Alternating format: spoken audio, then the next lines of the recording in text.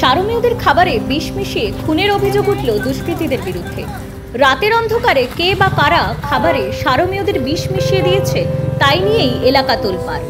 একটা বা দুটো নয়, পাঁচটি সারমেয়কে বিষ মিশিয়ে হত্যার চেষ্টা করা হয়েছে। রাস্তায় যন্ত্রণায় ছটপট করছে সারমেয়রা। পথেই তাদের চিকিৎসার ব্যবস্থা করেছেন পশুপ্রেমীরা, চলছে স্যালাইনও। এমন অমানবিক ঘটনা ঘটেছে নিউ টাউনের ইকোস্পেস সংলগ্ন একটি অভিজাত আবাসনের সামনে। বিষয়টি সকাল সকাল নজরে আসতেই রাস্তার সিসিটিভি খতিয়ে দেখে দুষ্কৃতীদের গ্রেফতারের দাবি জানিয়েছেন পশুপ্রেমীরা। কালকে বিকালে যখন আমরা খাওয়াতে এসেছিলাম অ্যারাউন্ড 6 o'clock, দুটো ডগি পড়ে রয়েছে ইন দ্য সেন্স ওদের একটু শরীরটা খারাপ ছিল। যখন শরীরটা খারাপ ছিল আমরা ভাবলাম হয়তো অন্য কারণে হচ্ছে, কিন্তু সকালে আজকে আমাদেরকে সবাই এখানে এলাকার লোক ফোন করে বলছে যে অনেকগুলো ডগি, 6খানা ডগি পড়ে রয়েছে এখানে।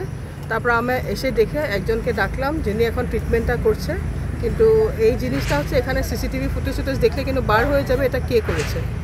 আর এটা খুব অনেকদিন ধরে আমাদেরকে ওরা খুব, এখানকার অনেক লোক আছে সেন্ট্রাল মল থেকেও আমাদেরকে খুব বলে যে কেন ডগি এখানে খাওয়াচ্ছে, কেন এই করছে, এগুলো বলে।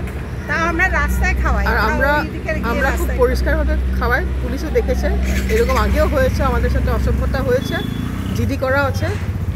এখানকার লোক মিলে কিন্তু এই কাজটা করেছে, এটা বার করতে হবে। কারণ এরা তো আজ অব্দি এখানে রেকর্ড নেই যে কোনো একটা ডগি কাউকে কামড়িয়েছে। হঠাৎ কি করে, মানে যেই ডগিটা তোমাকে কোনো করছে না তুমি কেন মারতে যাবে? কারা করেছে বলে মনে হচ্ছে? এখানকার সেন্ট্রাল মলের এটা এখানে হাট আছে, আমি হ্যাঁ দোকানের লোকগুলো বলবো ওরা ভালো, কিন্তু এখানে যারা পরিচাল maybe I am not sure, আমি এটা বলাটা উচিত হবে না, কিন্তু এটা সিসিটিভিতে তো সব বেরিয়ে যাবে।